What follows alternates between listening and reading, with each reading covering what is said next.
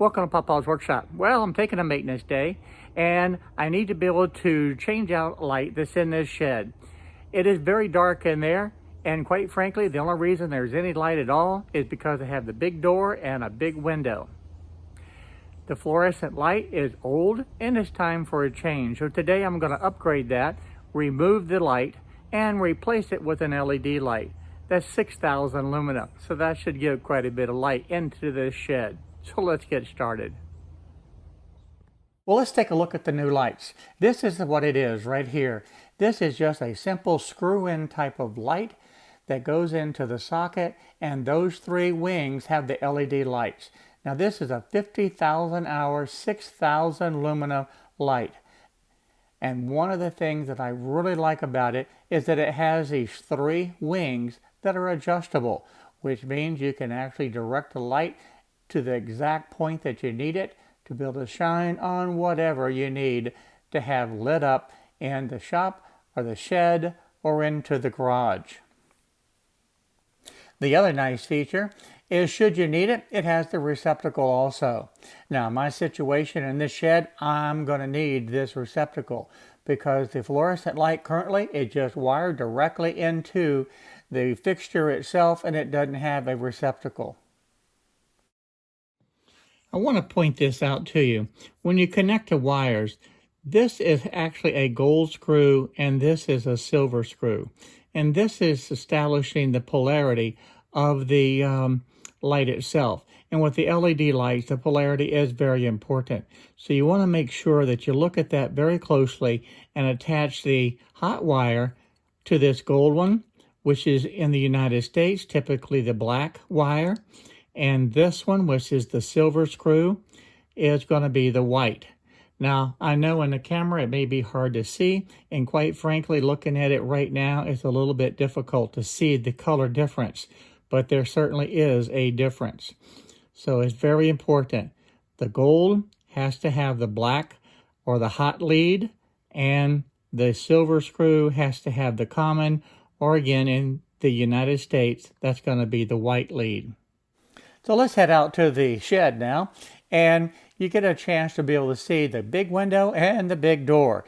That's really what's providing the light right now, because this is an old T12 2-bulb fluorescent light that I have in this shed, and it just does not put out really any light at all. In fact, if I have to do something at night, I've got to bring a flashlight with me just to be able to see what I need to find. So this is definitely time to be able to get it changed. Of course, the first step is to make sure that the power is off, and then I'm going to go ahead and remove these two fluorescent bulbs, and I'm going to take care of those very carefully. I certainly don't want those broken. So I'm going to set those out of the way for now, and then I'm going to come back up, remove the light shield, and go ahead and unwire this. And it's just held on with the wire nuts. And I'm going to remove those, and then I'm going to remove the retainer nut that secured the Romex wire into the light fixture itself. Now you want to do all of this work first, just so that the light fixture is not hanging by the wires. This way you still have it secured to the ceiling while you're working on the wires. And now that the wire is completely free from the light fixture itself, I can actually go ahead and take the drill and remove the two screws that hold it in position and get this fixture out of the way. Now this is made so that you have these cutouts on all four sides. So it's just a matter of deciding which one that I need.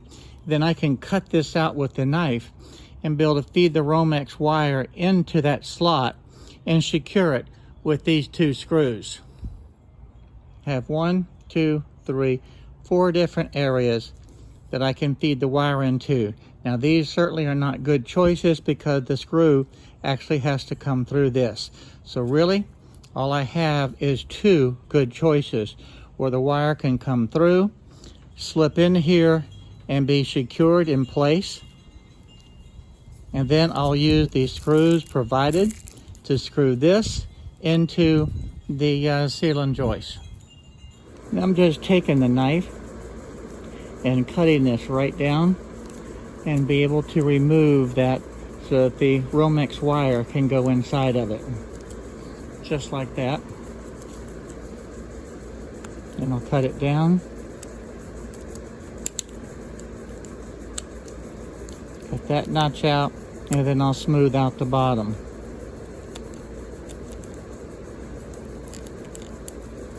And that's really all there is to it. I went ahead and cut the wire to the correct length that I need and stripped out the insulation off of the black and the white wire. And I went ahead and connected it to the screws, keeping in mind the correct polarity. And I want to show you up close so that you can see exactly what I did and how I connected it. Now the ground wire is off to the side. There's not a ground wire connector on this.